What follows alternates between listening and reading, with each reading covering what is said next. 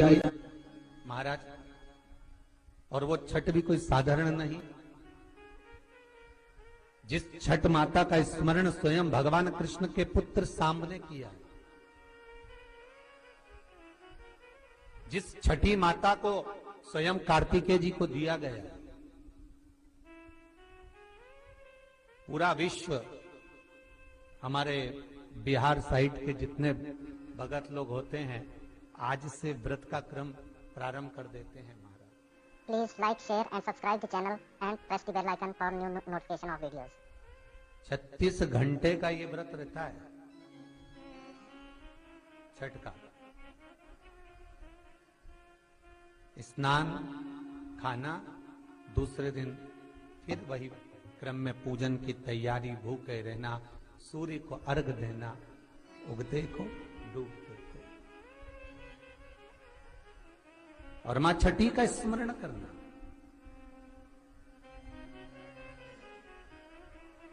और ये कोई साधारण सा महीना नहीं है कार्तिक का महीना। जिस कार्तिक के महीने में माता लक्ष्मी का स्मरण कर रहे हैं, कार्तिक के महीने में गणेश का स्मरण कर रहे हैं, माता सरस्वती का स्मरण कर रहे हैं, भगवान शिव का स्मरण कर रहे हैं, ये वही कार्तिक का महीना है जिसमें भगवान शंकर और भगवान कृष्ण का, भगवान नारायण का मिलन हुआ था। अभी जो कार्तिक पूर्णिमा आएगी उसके एक दिन तेरे हरिहर मिलन आता, वैकुंठ चतुर्दशी।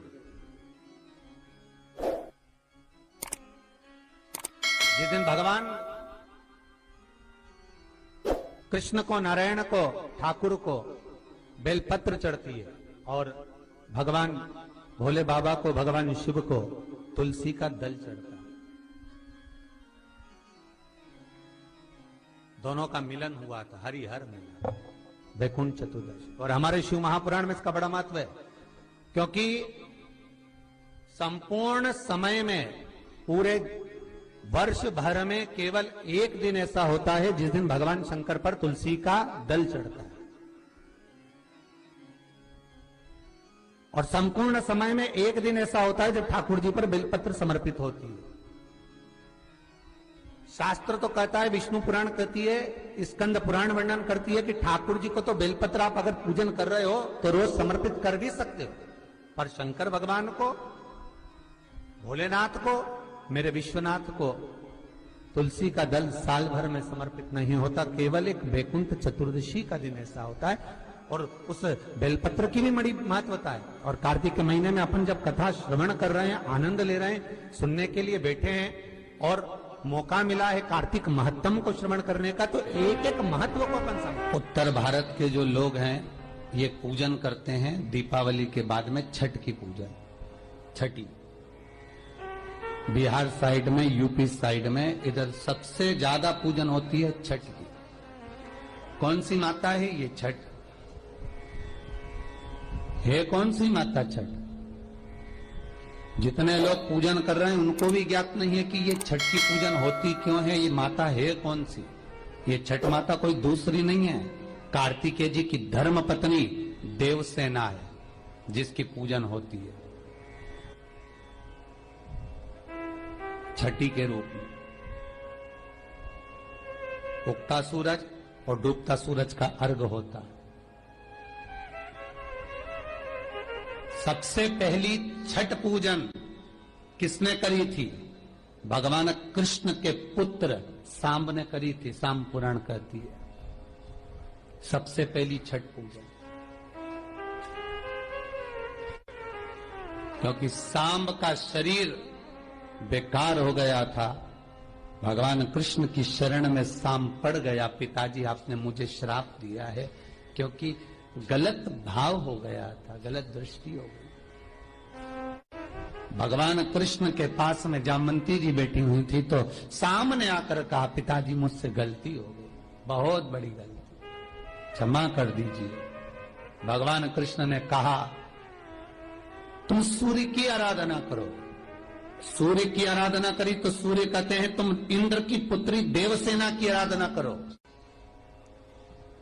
और कार्तिकेय जी महाराज की धर्म पत्नी देवसेना की जब आराधना सांब ने करना प्रारंभ करी, सूर्य को उगते को और डूबते को जब नमन करना प्रारंभ करा, अर्घ देना प्रारंभ करा, जल में खड़े होकर शाम तप साधना में डूबा रहता, सूर्य का स्मरण करता, देवसेना का स्मरण करता, तो देवसेना वहां प्रकट हुई। देवसेना ने कहा मैं भगवान की छठी कला हूं, मैं भगवान देवताओं की छठी कला हूं, इसलिए जगत में मैं छठी के नाम से पूजी जाऊंगी।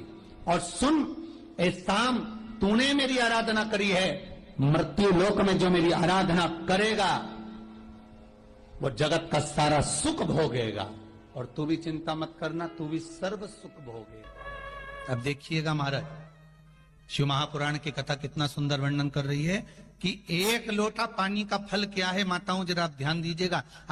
कई लोग कहते हैं गुरुजी आप पुरुषों को तो कहते ही नहीं हो कि एक लोटा पानी चढ़ाओ, कि पुरुष लोग मंदिर जाएं, कि पुरुष लोग भगवान शंकर का आराधना करें, पूजन करें। मेरा आप सबसे निवेदन है, इस व्यासपीठ से हमने कभी ये नहीं कहा कि माताओं आप जल चढ़ाओ, कि पुरुष आप जल चढ़ाओ। हम तो निवेदन सबके लिए करते हैं कि आप सब मिलकर, गला पकड़ रहा है बाबू, आप सब मिलकर आप शिव की आराधना करिए, आप सब मिलकर भगवान शंकर का आराधना करें। एक लोटा पानी, चाहे पुरुष हो, चाहे स्त्री हो, चाहे बच्चे हो, चाहे युवान हो, चाहे बड़े हो, वो जल शिव को समर्पित करें, शंकर को जल समर्पित करो,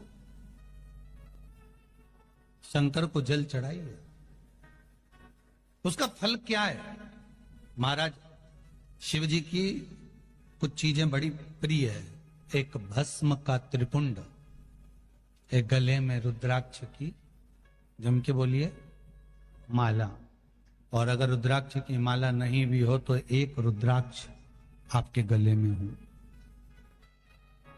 मस्तक पर त्रिपुंड हो, गले में रुद्राक्ष हो, और मुख पर या तो पंचाक्षर मंत्र नमः शिवाय ओम, या ओम नमः शिवाय, या श्री शिवाय नमस्तुभ्यम। फिर से बोलिए, श्री शिवाय नमस्तुभ्यम, श्री शिवाय नमस्तुभ्यम। पंचाक्षर मंत्र या शिव महापुराण का मूल मंत्र आप उसका